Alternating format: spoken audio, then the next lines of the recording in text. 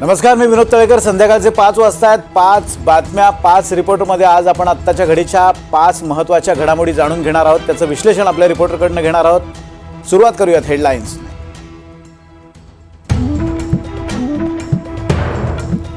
कृषी मंत्री माणिकराव कोकाटे राष्ट्रवादीच्या प्रदेश कार्यालयात दाखल. थोड्याच वेळात अजित पवारांची भेट घेण्याची शक्यता.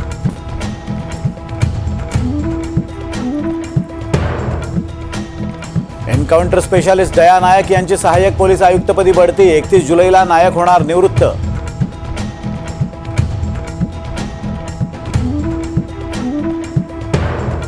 लोकसभेत भाजप खासदार निशिकांत दुबेंना मराठीवरून डिवचलं. महाविकास आघाडीच्या खासदारांकडून दुबेंच्या भाषणावेळी घोषणाबाजी.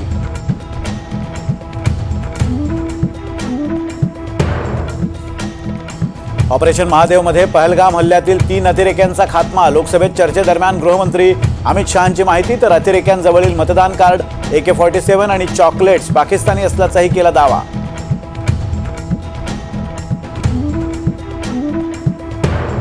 पहलगाममध्ये पर्यटकांना सरकारनं अनाथ सोडलं होतं. सुरक्षेची जबाबदारी गृहमंत्र्यांची नाही का? प्रियंका गांधींचा केंद्रीय गृहमंत्री अमित शहांना सवाल. सीमेवर सैन्य लढलं, मात्र ऑपरेशन सिंदूरचं श्रेय मोदींनी घ्यायचं. प्रियंका गांधींचा पंतप्रधान मोदींवर जोरदार निशाणा.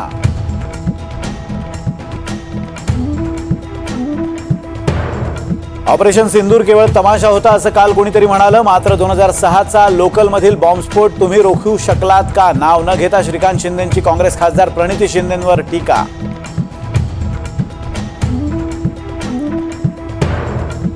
सावली बारचे सर्व पुरावे मुख्यमंत्र्यांना दिलेत. योगेश कदमांवर योग्य कारवाई करावी. राजीनामा घ्या, अनिल परबांची देवेंद्र फडणवीसांकडे मागणी.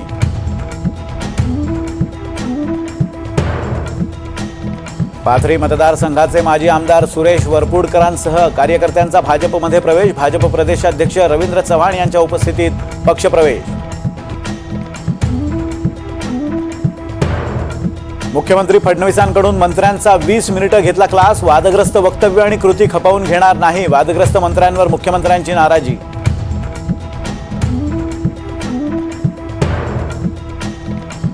भाजप चेटकीण असून ही चेटकीण काँग्रेसचे नेते खाते. काँग्रेस प्रदेशाध्यक्ष हर्षवर्धन सपकाळ यांची भाजपवर सडकून टीका.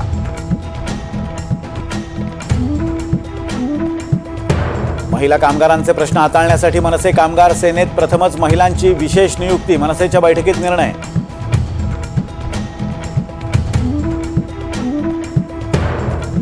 राष्ट्रवादीच्या आणखी एका आमदाराची जीभ घसरली. आश्रमशाळांसाठी आंदोलनाच्या वेळी अधिकाऱ्यांशी बोलताना नितीन पवार यांची शिवीगाळ.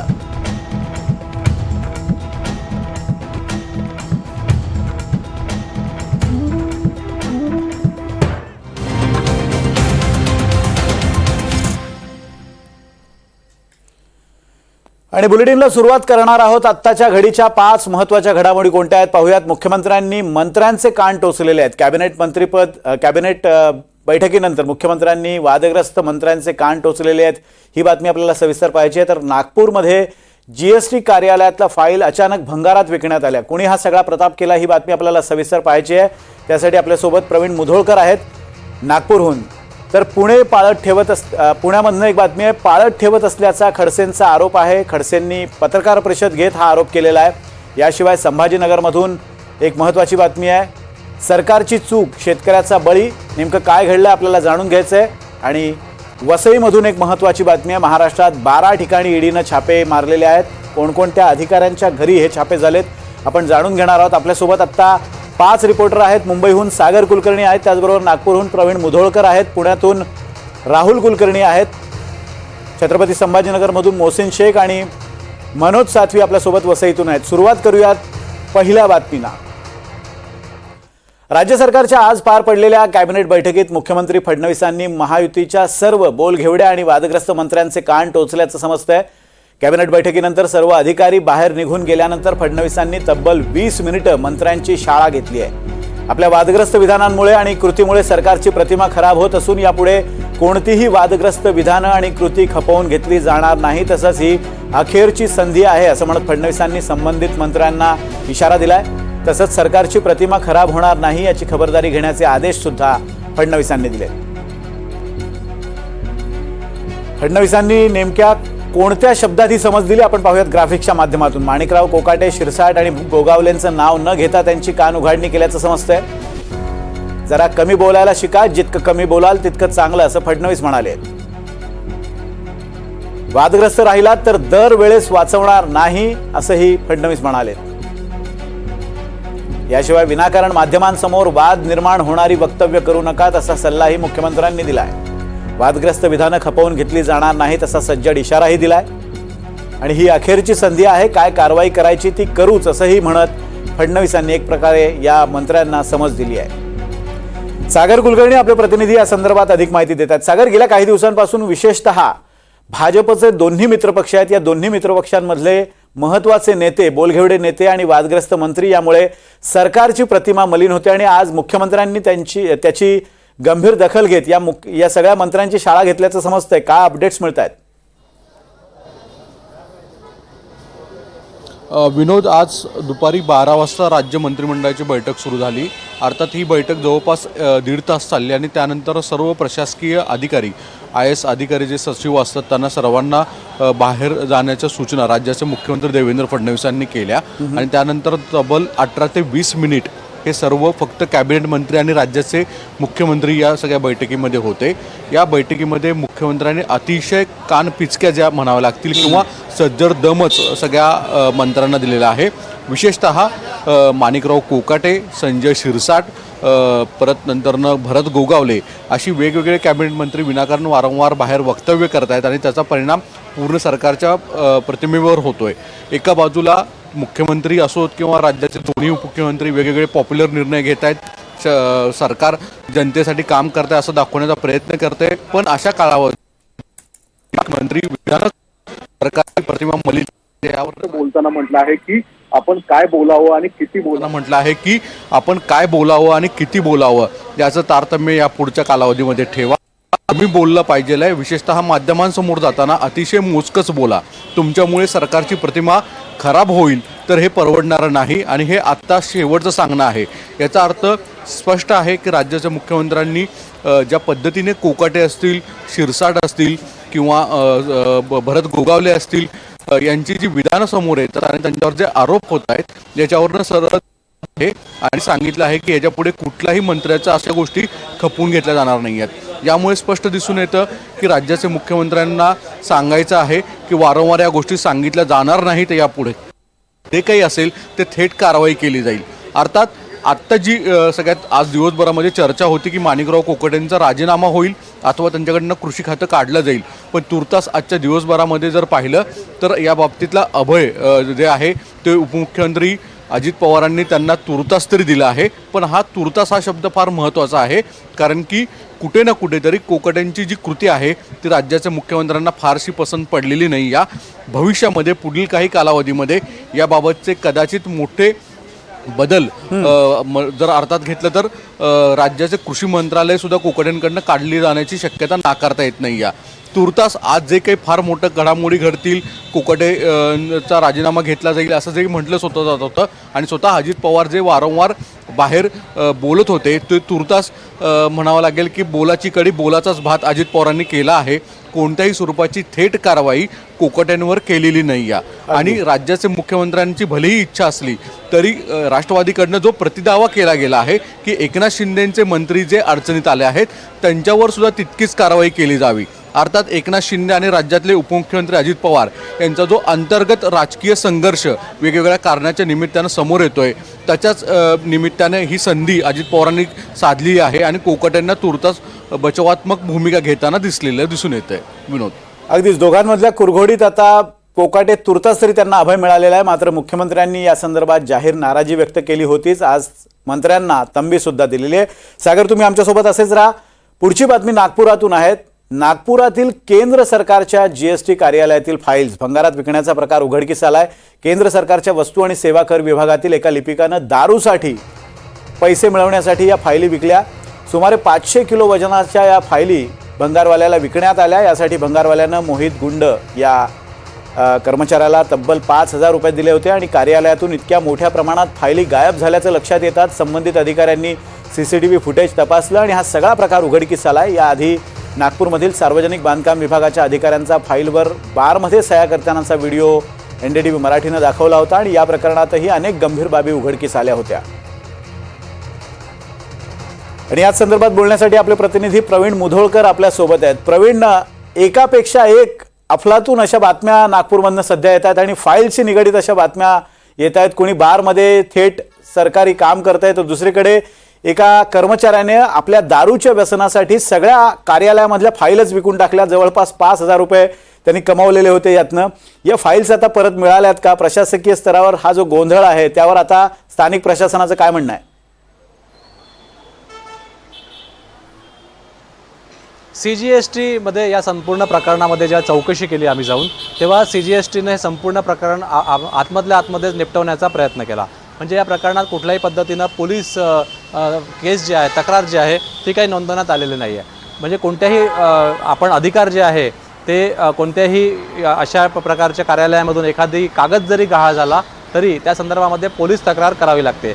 अनेकदा काही नागरिक वाद घालतात त्या ऑफिसमध्ये, त्यांच्यावरती खोटे गुन्हेसुद्धा दाखल करण्यात येतात की यांनी फाईल पळवली, त्यामुळे दस्तऐवज चोरीचा गुन्हासुद्धा अनेकदा सर्वसामान्य लोकांवरती नोंदवला जातो केंद्र सरकार किंवा राज्य सरकारच्या ऑफिसेसमधून. आता या ठिकाणी एक व्यक्ती, त्या ऑफिसमधलीच व्यक्ती मोहित गुंड नावाची, जो क्लार्क आहे, तो जो 500 किलो फाईल, म्हणजे आपण एका फाईलची किंमत जरी 10 किलो पकडली, 5 किलो पकडली तरी किती फाईल होतात? 25-50 फाईल होतात. आणि एवढ्या फाईल तो घेऊन जातो रिक्षामध्ये, ऑटो रिक्षामध्ये टाकून आणि विकतो. 2 दिवसानंतर हे कळतं CCTV तपासल्यावर. नंतर 5,000 10 रुपये किलो याप्रमाणे 500 किलो हे 5,000 रुपयात या फाईली विकल्या. नंतर CGSTचे अधिकारी CCTV पाहून त्या भंगारवाल्याकडे पोहोचतात आणि भंगारवाल्याला 5,000 रुपये देतात आणि त्या फाईल परत आणतात. आता हा 5,000 रुपयाचा आकडा महत्त्वाचा आहे. आता हे पैसे जे भंगारवाल्याला देण्यात आले ते नोंद त्याची कुठे आहे का? ते पैसे कोणी दिले? आणि जे पैसे भंगारवाल्याकडून घेण्यात आले त्याची नोंद जी आहे ती कुठेही झालेली नाही आहे. त्यामुळे हे संपूर्ण प्रकरण जे आहे पोलिसात नेणं आवश्यक होतं आणि पोलिसच्या FIR मध्ये या सगळ्या गोष्टी येणं महत्त्वाच्या होत्या. पण इतके म्हणजे जवळपास 50 फाईल बाहेर जातात, 24 तासपेक्षाही जास्त वेळ बाहेर राहतात आणि त्या परत येतात.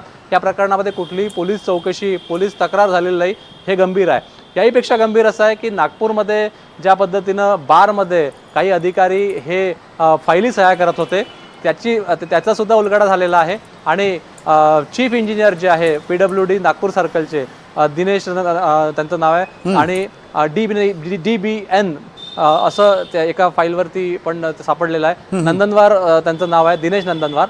आणि दिनेश नंदनवार यांच्या इथे रिटायर्ड होतात 31 तारखेला आणि त्यांच्या रिटायरमेंटची पार्टी होती आणि ती पार्टी त्या बारमध्ये होती आणि त्यासाठी चामोर्शी, गडचिरोली इकडून काही लोक आले होते आणि काही कॉन्ट्रॅक्टरसुद्धा आले होते. त्यामुळे त्या ठिकाणी रिटायरमेंटच्या पार्टीमध्ये या सह्या केल्या जात होत्या. नंदनवार यांच्याशी आम्ही संपर्क साधण्याचा प्रयत्न केला पण ते काही बोलण्याच्या तयारीत दिसत नाही आणि त्यांनी काही या संदर्भात प्रतिक्रिया दिलेली नाही. आता नागपूर पोलिसांनी हे जे बारमधलं फाईल चेक करण्याचं प्रकरण आहे हे सुद्धा हाती घेतलेलं आहे. CCTV जे NDTV मराठीच्या हाती आहे ते सुद्धा ताब्यात घेण्यात आलेले आहे आणि हे जे अधिकारी आहे यांच्यावर कारवाई होईल असं चंद्रशेखर बावनकुळे पालकमंत्री म्हणत आहेत. नागपूरचे जे अधिकारी आहेत पोलीस संबंधित पोलीस ठाण्याचे, त्यांनी सुद्धा सांगितलं आहे की संपूर्ण प्रकरणामध्ये चौकशी जी आहे ते होणार आहे आणि CCTV जे आहेत त्या ताब्यात घेण्यात आले आहे. त्यामुळे हे फाईल बारमध्ये सह्या करणं असो किंवा अशा पद्धतीनं फाईल हे चोरून ऑफिसमधून भंगारात विकणे आणि भंगारातून परत त्या खरेदी करून ऑफिसमध्ये आणणं हे अत्यंत गंभीर प्रकरण आहे. या प्रकरणामध्ये हे प्रकरण आता एवढं सोपं वाटतं तेवढं सोपं नाही आहे. GST मध्ये 5 कोटीच्या वर जामीन मिळत नाही, अजामीन पात्र आहे. म्हणजे या ज्या GSTच्या फाईल्स होत्या त्या 5 कोटीच्या वर जर थकबाकी असेल तर जामीन होत नाही आणि 5 कोटीच्या कमी असेल जामीन मिळतो. यातली एखादी फाईल जरी गहाळ झाली असती तर एखाद्या माणसाला जेलमध्ये राहावं लागलं असतं. त्यामुळे अत्यंत गंभीर हे प्रकरण, एखादा उद्योग बंद पडला असता. त्यामुळे हे अत्यंत गंभीर प्रकरण आहे. पण या प्रकरणामध्ये आता GST केव्हा स्पष्टीकरण देणार हा प्रश्न कायम आहे. अगदी GST काय स्पष्टीकरण देणार हे पाहावं लागणार आहे. धन्यवाद प्रवीण दिलेल्या या सगळ्या अपडेट्सबद्दल. तुर्तास तुम्ही आमच्यासोबत असेच राहा. पुढची बातमी पुण्यातून आहे. पुण्यात रेव पार्टीत पडलेल्या धाडीत एकनाथ खडसेंच्या जावयाला अटक करण्यात आली आहे. या प्रकरणी एकनाथ खडसेंनी पत्रकार परिषद घेऊन अनेक प्रश्न उपस्थित केलेत. पोलिसांनी आधीपासूनच प्रांजल खेवलकरांवर लक्ष ठेवलं होतं असा आरोप सुद्धा करण्यात आलाय. तर खडसेंची त्यांच्या घरात पत्रकार परिषद सुरू असताना साध्या वेशातील 3 पोलीस अधिकारी पत्रकार असल्याचं भासवून आतमध्ये आले होते असा आरोपही खडसेंनी केलाय. तर दुसरीकडे प्रांजल खेवलकर यांच्याबाबत आता नवी माहिती सुद्धा समोर आली. ती माहिती काय हे आपण जाणून घेणार आहोत. याशिवाय एक महत्त्वाची अपडेट म्हणजे अटकेत असलेल्या नवऱ्यासाठी रोहिणी खडसे यांनी आज वकिली पोशाखात कोर्टरूममध्ये हजेरी लावत आपल्या पतीची बाजू मांडल्याचं समजतंय. या ठिकाणी डॉक्टर प्रांजल खेवलकर माझे जावई यांना या ठिकाणी अडकवण्यात आलं असं माझा दावा आहे आणि या दाव्याला तर पुष्टी मिळते आहे. या संदर्भामध्ये माझी पत्रकार परिषद सुरू असताना या पत्रकार परिषदेमध्ये आणि माझ्या स्वतःच्या घरासमोर या ठिकाणी प्लेन ड्रेसमधले 8 ते 10 पोलीस या ठिकाणी पाळत ठेवून होते. ते पत्रकार परिषदेत पत्रकारांसमवेत येऊन बसले होते. मला वाटतं माझ्यावर पाळत ठेवण्याचं काय काम आहे. या ठिकाणी 8 ते 10 पोलिसांचं व्हिज्युअल मी तुम्हाला देतो आणि हे घरामध्ये येऊन बसले. घरामध्ये येण्याचा पोलिसांना कोणी अधिकार दिला? पत्रकार परिषदेत बसण्यात येऊन अधिकार दिला? एकंदरीत या राज्यामध्ये काय चाललेलं आहे? मला व्यक्ती स्वातंत्र्य आहे, मला बोलण्याचा अधिकार आहे. माझा तोंड बंद करण्याचा का प्रयत्न होत आहे? हे पोलीस आहेत, ते घरामध्ये 3-4 पोलीस होते, बाहेर 7-8 पोलीस होते आणि हे सारे पोलीस प्लेन स्क्वॉडमधले आहे, सिव्हिल ड्रेसमध्ये आहे. आणि या पोलिसांना विचारलं तर ते म्हणाले तुमच्या सुरक्षतेसाठी आलो. म्हणून माझा नक्की आता विश्वास बसायला लागलेला आहे की जे काही रेव पार्टी म्हणत आहेत, रेव पार्टी नाहीच, पण ते रेव पार्टी ठरवत आहेत. हे ठरवून केलेलं कडकारस्थान असताना म्हणून माझ्या घरापर्यंत पोलीस इथं 8-10 पोलीस पोहोचलेले आहेत. हा सगळा विषय न्यायप्रविष्ट आहे आणि त्यावरती मी योग्य वेळी माझी संपूर्ण भूमिका मांडणार. धन्यवाद. हा सगळा विषय न्यायप्रविष्ट आहे आणि त्यावरती मी योग्य वेळी माझी संपूर्ण भूमिका मांडणार. धन्यवाद. आणि या संदर्भात बोलण्यासाठी आपले प्रतिनिधी राहुल कुलकर्णी आपल्यासोबत आहेत. राहुल, ज्या पद्धतीनं एकनाथ खडसे आणि रोहिणी खडसे यांनी हे प्रकरण लावून धरलेलं आहे, आक्रमक पद्धतीनं त्यांनी आता आपल्या पतीच्या बचावासाठी हालचाली सुरू केल्याचं दिसतंय. एक अशी अपडेट समोर येते की प्रांजल खेवलकर यांच्यावर गेल्या काही दिवसांपासून पाळत ठेवण्याचा प्रकार सुरू होता. त्या संदर्भातले काही अपडेट्स आपल्याकडे आहेत. राहुल, आता कोर्टामध्ये मुळामध्ये त्यांची हिअरिंग सुरू आहे, कारण 7 पैकी 2 आरोपींना MCR करायला हरकत नाही असं पोलिसांच्या वतीनं सांगितलं. ते 2 आरोपी कोण आहेत? तर ज्या मुलींकडं ते कोकेन सापडलं, म्हणजे त्या दोन्हीपैकी एका मुलीकडं, तर त्या आरोपींना MCR करायला हरकत नाही असं पोलिसांनी म्हटल्यामुळं आता बचाव पक्षाच्या वतीनं म्हणजे प्रांजल खेवलकर यांच्या वकिलाच्या वतीनं असा युक्तिवाद केला आहे की ज्याच्याकडं कोकेन सापडलं त्याला तुम्ही MCR मागताय, परंतु जो क्रमांक 1चा आरोपी आहे आणि ज्याच्या रक्ताचे नमुने घेतल्यानंतर त्याच्या रक्ताच्या नमुन्यामध्ये कोकेनचा अंश आढळून आलेला नाही त्याला मात्र तुम्ही कोठडी मागताय. याच्यावरती आता सुनावणी सुरू आहे आणि थोड्याच वेळामध्ये ह्या संदर्भामधली कोर्टाची म्हणणं काय ते स्पष्ट होईल. हे खूपच इंटरेस्टिंग प्रकरण आहे, कारण पोलिसांनी जेव्हा प्रांजल खेवलकर याचं गेल्या 3 वर्षातलं सगळं रेकॉर्ड पाहिलं तेव्हा असं लक्षात आलं की हे एक प्रकारचे पार्टी ॲनिमल आहे. दर विकेंडला पार्टी करणं असा त्यांचा स्वभाव आहे. कारण पोलिसांनी जवळपास 3 वर्षाचं रेकॉर्ड चेक केल्यानंतर असं लक्षात आलं की कल्याणीनगरच्या एका पबमध्ये 60,000 रुपयाचं बिल पण त्यांचं झालं होतं आणि गेल्या 3 वर्षाच्या रेकॉर्ड्सप्रमाणे दिसतंय की दर विकेंडला त्यांचा अशा पद्धतीनं पार्टी करण्याचा छंद आहे. आणि त्याचबरोबर एकनाथ खडसे यांचं असं मत आहे की काही सिव्हिल ड्रेसमधले लोक हे प्रांजल खेवलकर कुठं जात आहेत, वेस्ट इन हॉटेलच्या प्रिमायसेसमध्ये आहेत का, तर त्याच्यावरती पाळत ठेवत होते आणि अशी पाळत ठेवूनच ही कारवाई केली गेली. प्रांजल खेवलकरला टार्गेट केलं गेलं.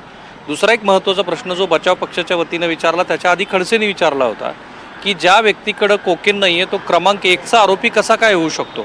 जर या सगळ्या प्रकरणामध्ये कोकेनचा सहभाग आहे, दिसतंय कुणीतरी कंझ्युम केलंय, तर मग ज्यांनी कंझ्युम केलंय, ज्यांनी पजेस केलंय त्याला 1 नंबरचा आरोपी न करता तुम्ही आरोपी मात्र क्रमांक 3-4च्या माणसाला आरोपी केलेला आहे. मला इनसाईड माहिती अशी मिळाली आहे की ह्या 7 पैकी ह्या ज्या 2 मुली आहेत त्यापैकी एका मुलीच्या आईवडिलाचा घटस्फोट झालेला आहे. दुसऱ्या मुलीच्याही कुटुंबामध्ये बरेचसे ताणतणाव आहेत. या मुलीसुद्धा खाली बॉलरूममध्ये डान्स करत होत्या, त्यानंतर त्या हॉटेलच्या ज्या कुठली ती अपार्टमेंट टाईपची वास्तू होती तिथं त्या गेल्या. उर्वरित 5 ज्या आहेत त्यापैकी प्रांजल खेवलकरकडं कुठल्याही पद्धतीचं ड्रग्ज आढळून आलेलं नाही किंवा पहिल्या रक्त नमुन्यामध्ये ते आढळून आलेलं नसलं तरीही दुसरे जे 2 आहेत त्यांनी मात्र व्हॉट्सअप चॅट केलेली आहे आणि व्हॉट्सअप चॅटमध्ये ते त्यांचे जे कोड वर्ड्स असतात की माल किधर आहे, कहाँ से भेजना है वगैरे, ते मात्र पोलिसांनी आपल्या ताब्यात घेतलेलं आहे त्या दुसऱ्या दोघांचं. त्यामुळे आता ते पेडलर आहेत की प्रांजल खेवलकर हा पण या सगळ्या प्रकरणामध्ये काही महत्त्वाची भूमिका बजावत होता, अशा सगळ्यांचा आता तपास होणं बाकी आहे. याला राजकीय अंग आणि खास करून टायमिंगचा खूप संदर्भ आहे की ज्या टायमिंगला ही कारवाई झाली त्या टायमिंगबद्दल मात्र पोलीस दलासह सगळीकडे वेगवेगळ्या पद्धतीचे तर्कवितर्क लढले जात आहे. असं म्हटलं जात आहे की एक टिप मिळाली, त्या टिपप्रमाणे पोलिसांनी ती कारवाई केली. प्रत्यक्षामध्ये जे अधिकारी तिथे गेले होते त्यांनाही फारसं माहिती नव्हतं की काय स्वरूपाची ही रेव पार्टी आहे. ते गेले तेव्हा खरोखरच 7च लोक तिथं होती. प्रांजल खेवलकरला तर तिथे ज्यांनी रेड टाकली त्यांनी ओळखलं पण नाही आणि मग व्हिडिओ काढले आणि व्हिडिओ काढल्यानंतर प्रांजल खेवलकर एका कोपऱ्यामध्ये उभे आहेत असं दिसतंय. ते व्हिडिओ लीक झाले. ते लीक का केले गेले, कुठल्या वरिष्ठ अधिकाऱ्यांनी ते लीक केले अशी एक चर्चा आहे. आणि म्हणून खडसे यांचं असं मत आहे की कारवाईच्या आडून माझी आणि माझ्या कुटुंबियांची बदनामी करण्याचा प्रयत्न सुरू आहे. आणि मग ही 30-35 मिनिटाची प्रेस कॉन्फरन्स जेव्हा सकाळी झाली त्याच्यानंतर मग काही मिनिटांनी रोहिणी खडसे यांनी ते व्हिडिओ आणून दाखवले की ज्याच्यामध्ये साध्या वेशामधले हे 7-8 पोलीस आलेले होते. आणि मग पुन्हा एकनाथ खडसे यांनी प्रेस कॉन्फरन्स घेतली आणि ते प्रश्न उपस्थित केले.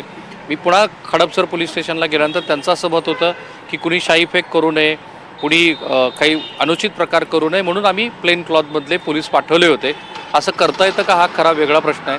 पण ही न्यायालयीन प्रक्रिया जी सुरू आहे त्याच्यापेक्षा या कथित ड्रग्ज प्रकरणाचे राजकीय संदर्भ जे आहेत त्याची खूप चर्चा होते आहे. आणि आज खडसेंनी तेच म्हटलं की मी त्या गिरीश महाजन यांच्या हनी ट्रॅप संदर्भातल्या ज्या गोष्टीची वाच्यता करतो आहे त्याला कुठेतरी प्रतिबंध करण्यासाठी केलेली ही पोलिसाच्या माध्यमातून कारवाई आहे. विनोद. अगदी राहुल, दिलेल्या अपडेट्सबद्दल धन्यवाद. तुम्ही आमच्यासोबत असेच राहा. पुढची बातमीसुद्धा आपण पाहणार आहोत. संभाजीनगरमधून अतिशय धक्कादायक बातमी आहे, त्या संदर्भातली आता सविस्तर बातमी पाहूयात. संभाजीनगरच्या कन्नड तालुक्यात शेतातल्या पुलाच्या बांधकामाला विरोध करताना एका शेतकऱ्याचा बळी गेला. शेतकऱ्याचा विरोध असताना सुद्धा सार्वजनिक बांधकाम विभागाकडून पूल बांधण्याचं काम सुरू होतं. पण शेतकऱ्यांचा विरोध असूनही पोलीस बंदोबस्तात हे काम सुरूच ठेवण्यात आलं होतं. त्यामुळे या सरकारी दडपशाहीच्या विरोधात पिशोर गावातल्या कृष्णा मोकासे या शेतकऱ्यानं सार्वजनिक बांधकाम विभागाच्या अधिकारी आणि पोलिसांच्या समोरच विष प्राशन केलं. मोकासे यांना शासकीय घाटी रुग्णालयात दाखल केलं असता त्यांचा उपचारादरम्यान मृत्यू झालाय. कर्मचारी कसे आहेत, मग आपण त्यांना थोडंफार हे करायला जात 2-4 मारून देता पटापट, त्यांचं काही केलं जात नाही. असा दबाव आणता येते पूर्ण प्रकारे. तुम्हाला म्हणायचं पोलिसांनीच विष पाडलं. पोलिसांनी पाजलं म्हणजे त्यांनी तर घेतच होते ते, पण त्यांनी कानं करून दिलं कारण की तिकडून पैसा भेटला होता बांधकाम खात्याकडनं याच्याकडनं. बस त्यांना फक्त ते म्हणे तो काम तर होईलच, काम केल्यानंतर काही पूल तोडता येत नाही, बघल्या जाईल, मरू द्या माणसाला, काय होत नाही, असं चालत होत त्यांचं. आमच्या जुन्या जागेवर पूल होता ना, त्या जागेवरच तुम्ही नियोजित जागेवरच पूल बांधावं. त्यांनी ऐकले नाही. त्यांनी आम्ही कोर्टात केस टाकलेली होती. सगळ्यांकडे राजकीय लोकांनी सगळ्यांनी दबाव आणला. राजकीय शासकीय लोकांनी, कलेक्टर, तहसीलदार, आमदार, बांधकाम काय सगळ्यांना आम्ही नोटीस दिल्या, तरी त्यांनी ऐकले नाही. आणि त्यांनी बळजबरीने माझ्या मालकाला विष घ्यायला प्रवृत्त केलं आणि त्या माणसाचं आज निधन झालं. माझ्या मागे आता मुलांचा परिवार, 2 मुल, 1 मुलगा, 2 मुलींचा परिवार आहे. मी आज कसं काय सोडू त्यांना वाऱ्यावर, काय करायचं मी आता. आणि या संदर्भात आपण माहिती जाणून घेऊयात. मोहसिन शेख आपले प्रतिनिधी आपल्यासोबत आहेत. मोहसिन, आम्ही सगळा हा प्रकार पाहिलेला आहे, त्या संदर्भातली बातमी आपण पाहिलेली आहे, पण नेमका प्रकार काय? जुन्या जागेवरनं पूल हटवून शेतकऱ्यांच्या जागेतून काढला जात होता आणि त्याला शेतकऱ्यांचा विरोध होता. नेमकं प्रकरण काय आहे? हे सगळं प्रकरण संभाजीनगरच्या कन्नड तालुक्यातील पिशोर गावातील आहे. या गावामध्ये एक जुना पूल होता आणि असं असताना एक नवीन म्हणजे तो जुना पूल झाल्यामुळे नवीन पूल बांधला जात होता आणि सार्वजनिक बांधकाम विभागाकडून हा पूल बांधला जात होता. मात्र जो जुना पूल होता त्या ठिकाणी न बांधता हा पूल शेतकऱ्यांच्या शेताजवळ बांधण्यात येत होता आणि यात अनेक शेतकऱ्यांची जमीन जात होती. त्यामुळे या परिसरातील शेतकऱ्यांनी पहिल्या दिवसापासून या सगळ्या पुलाला विरोध केला होता. याबाबत त्यांनी वेगवेगळ्या ठिकाणी निवेदन दिले होते, तक्रारी केल्या होत्या आणि त्यांचं म्हणणं होतं की आमच्या शेतात हे बांधू नका, याचा परिणाम आमच्या शेतीवर होणार आहे, यामुळे आमचं नुकसान होणार आहे. मात्र याकडे पूर्णपणे दुर्लक्ष करत सार्वजनिक बांधकाम विभागाने पुलाचं काम सुरू ठेवलं. शेवटी कृष्णा मोकासे या शेतकऱ्यांनी आणि त्याच्यासोबत अनेक शेतकऱ्यांनी या कामाला विरोध केला. त्या ठिकाणी ते गेले आणि त्या ठिकाणी त्यांनी विष प्राशन केलं. धक्कादायक म्हणजे या ठिकाणी यावेळी पोलीस देखील उपस्थित होते, यावेळी सार्वजनिक बांधकाम विभागाचे अधिकारी उपस्थित होते आणि मोकासे यांनी यापूर्वीच पोलिसांना एक निवेदन देऊन जर तुम्ही हे काम थांबवलं नाही तर मी आत्महत्या करेल, मी याच ठिकाणी आत्मदहन करेल असा इशारा दिला होता. मात्र त्यानंतर देखील या अधिकाऱ्यांनी हे काम सुरू ठेवलं आणि शेवटी मोकासे यांनी त्यांच्या समोरच विष प्राशन केलं आणि त्यांचा मृत्यू झालाय. आता या सगळ्या प्रकरणावरून नातेवाईक आक्रमक झालेले आहे. मात्र अनेक प्रश्न या निमित्ताने उपस्थित होत आहेत की जर शेतकऱ्यांचा विरोध होता तर अधिकाऱ्यांचा याच ठिकाणी पूल बांधण्यासाठी काय एवढा इंटरेस्ट होता आणि विशेष म्हणजे जर शेतकरी याला विरोध करत होते तर शेतकऱ्यांशी बसून याबाबत चर्चा का करण्यात आली नाही, शेतकऱ्यांची समज का काढण्यात आली नाही, किंवा या ठिकाणी जर शेतकऱ्यांचा विरोध असेल तर जुन्याच ठिकाणी हा पूल का बांधण्यात आला नाही. त्यामुळे या सगळ्या प्रकरणात अनेक राजकीय दबाव देखील असल्याचा आरोप जे आहे तर मोकासे यांच्या कुटुंबियांनी केलेला आहे. राजकीय नेत्यांना हा पूल या ठिकाणी हवा होता असा आरोप त्यांचा आहे आणि त्यामुळेच ही सगळी यंत्रणा या राजकीय नेत्यांसाठी काम करत होती आणि हा पूल शेतकऱ्यांच्या शेतात बांधण्यात येत होता. मात्र या पुलामुळे एका शेतकऱ्याचा बळी गेला आहे. आता तरी ह्या सगळ्या प्रकरणानंतर आता प्रशासन जे आहे तर या सगळ्या शेतकऱ्यांची बाजू मांडून समजून घेईल का आणि या सगळ्या प्रकरणात कुठेतरी या शेतकऱ्यांना न्याय मिळेल का हे पाहणं महत्वाचं असणार आहे. मात्र सरकार असेल किंवा प्रशासन असेल याबाबत कोणतंही पाऊल उचलेल, मात्र या प्रकरणात एका शेतकऱ्याचा बळी मात्र नक्की गेलेला आहे. अगदी धन्यवाद मोहसिन दिलेल्या अपडेट्स बद्दल. आपण पाहतोय की अतिशय धक्कादायक अशी बातमी आहे. अनेक प्रश्न त्यामुळे उभे राहिलेले आहेत आणि यात आता काहीतरी हालचाल स्थानिक पातळीवर होईल अशी अपेक्षा करूयात. पुढची बातमी वसईतून आहे. महाराष्ट्रात 12 ठिकाणी ईडीनं छापेमारी केली आहे. वसई, नाशिक आणि पुण्यामध्ये ईडीनं आज हे छापे टाकलेत. वसईतील बेकायदेशीर बांधकाम प्रकरणात ईडीनं ही कारवाई केल्याचं समजतंय. या प्रकरणी वसई विरार महानगरपालिकेचे माजी आयुक्त सुद्धा ईडीच्या रडारवर आहेत. माजी आयुक्त अनिल कुमार पवार यांची ईडीकडून सकाळी 7 वाजल्यापासून कसून चौकशी सुरू आहे. चौकशी सुरू असताना ईडीनं आयुक्त पवार यांची मुलगी आणि त्यांच्या पत्नी यांना वेगवेगळ्या गाडीतून ते घेऊन गेलेले आहेत. नेमकं त्यांना कुठे नेलेलं आहे याबाबत गोपनीयता ठेवण्यात आलेली आहे. आपले प्रतिनिधी मनोज सातवी या संदर्भात अधिक अपडेट्स देत आहेत. मनोज, माजी आयुक्त अनिल कुमार पवार हे काही दिवसांपूर्वीच निवृत्त झाले होते, आता तेच नेमके ईडीच्या रडारवर आहेत. काय नेमकं प्रकरण आहे आणि याचे धागेदोरे कुठपर्यंत आहेत? नक्कीच विनोद, अत्यंत इंटरेस्टिंग अशी ही स्टोरी आहे. कारण कालच अनिल कुमार पवार यांचा महापालिकेमध्ये सेंड ऑफ झालेला होता. मोठा जंगी कार्यक्रम झाला होता आणि या कार्यक्रमाला वसई विरार परिसरातले जे राजकीय विरोधक आहेत ते एकत्र आलेले होते आणि अनिल कुमार पवार यांचे गोडवे गात होते. मात्र सकाळी आज पहाटे 5 वाजता ईडीचं पथक अनिल कुमार पवार यांचं जो शासकीय निवासस्थान आहे माझ्या मागे, त्या निवासस्थानी 5 वाजता ईडीचं पथक दाखल झालं होतं आणि त्यांचा दरवाजा उघडण्याचा प्रयत्न केला. मात्र अनिल कुमार पवार यांच्याकडून या बंगल्याचा दरवाजा उघडला जात नव्हता. त्यामुळं नाईलाजास्तव ईडीच्या पथकाने या ठिकाणी काही लोकांना बोलून हा जो दरवाजा होता तो त्या दरवाजाचं कुरूप आहे तिथे तोडलेला आहे आणि त्यानंतर सकाळी 7 वाजल्यापासून ईडीचं पथक जवळपास आता 10 तास उलटून गेलेले आहेत आणि अनिल कुमार पवार यांची कसून चौकशी या बंगल्यामध्ये सुरू आहे. आणि याच सोबत वसई सोबतच पुणे असेल, पुण्यातल्या शिवाजीनगर या ठिकाणी त्यांची जी मालमत्ता आहे, त्याचप्रमाणे नाशिकमधल्या बागलाण असेल किंवा इतर ठिकाणी अनिल कुमार पवार यांची मालमत्ता आहे, त्या ठिकाणी देखील ईडीने छापे टाकलेले आहेत. याशिवाय त्यांचे जे नातेवाईक आहेत आणि महापालिकेत इंजिनियर पदावर असलेले ते दूरचे जे नातेवाईक आहेत त्यांच्या घरी देखील ईडीकडून छापेमारी सुरू आहे आणि त्यांची चौकशी सुरू आहे. एकंदरीत 41 इमारतींचं जे प्रकरण होतं त्याच्यात मनी लॉन्ड्रिंग झाल्याचा आरोप होता आणि याच प्रकरणी 14 मे रोजी जे नगररचना विभागाचे सहाय्यक आयुक्त होते त्यांच्या वायस रेड्डी त्यांच्या वसई विरार परिसरातील आणि हैदराबाद येथील